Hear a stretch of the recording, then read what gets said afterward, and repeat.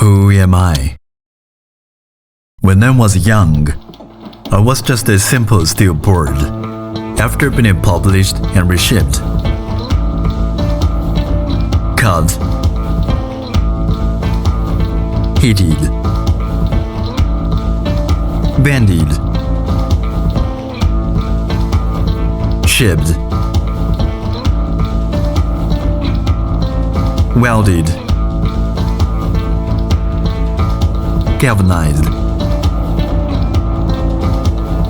I have changed to the current look.